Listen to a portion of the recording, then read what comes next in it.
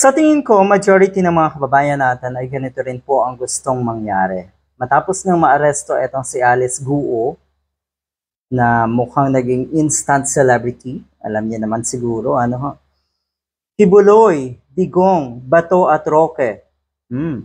Kayo na ang susunod, bilang na ang mga araw niyo. Ito po ay nakapost dito sa isang page. Page po ito ng Akbayan Party. Pwede nating i-follow.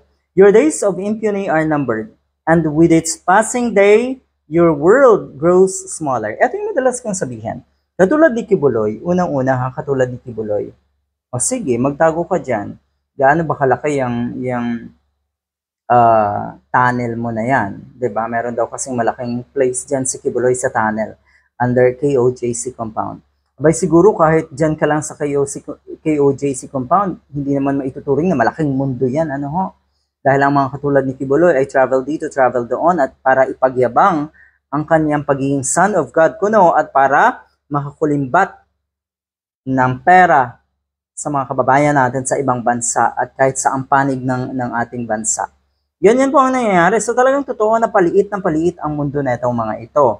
Natural, alam din po natin ang kalagayan ni Bato de la Rosa at ni Digong na pag sila ay mag-travel sa ibang bansa na may connection or na may authority pa ang ICC ay siguradong madadakip yung mga yan. So ganun kasaklap ang buhay ng mga ito. Lalong lumiliit ang mundo. Okay? At mahirap yan dahil napaka-suffocating. Sa isang katulad ni Digong halimbawa na naging presidente, ex-president, abay mas masaya sana kung ang buhay mo ay simple na lang. Diba, nasa probinsya ka. Okay, mas maganda na ikaw ay hinahabol ng mga institution para maging guest speaker. Ganun kasi dapat Ang isang ex-leader, kung talagang naging maganda kang leader, di ba? Ganun ang magiging kalalabasan mo after you retire or after your term. Pero hindi. A lot of people are running after Digong dahil may mga akusasyon laban sa kanya. Ganun po ang nangyari.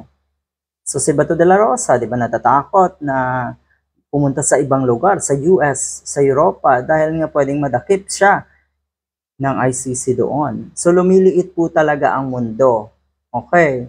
Si Harry Roque, nako, may whole departure order. Ibig sabihin, hanggang Pinas na lang yan. Diba? Hanggang Liwasang Bonifacio na lang po doon si Harry Roque. Pero doon nga po, isinusuka siya ng puno ay mga supporters nila. So paano pa kaya sa ibang bansa? Yan po ang mangyayari. Susunod at susunod na etong mga ito. So ito po yung pahayag ng Akbayan na ako rin ay naniniwala. Sabi, like Guo, it is only a matter of time before notorious figures like fugitive preacher Apollo Kibuloy, who is accused of rape, child abuse, and human trafficking, and former President Rodrigo Duterte, who faces charges of crimes against humanity at the International Criminal Court, are similarly brought to justice. Ako'y naniniwala na kalaunan, haharap din sa hustisya etong mga ito. Sigurado tayo dyan. Sigurado tayo dyan. Kaya sa mga kababayan natin, konting tiyaga po. Siguradong magiging maaga ang pamaskon para sa atin. Kung makita natin na napusasa na etong si Kibuloy, si Digong, si Bato, si Roque at si Bongo. Good luck.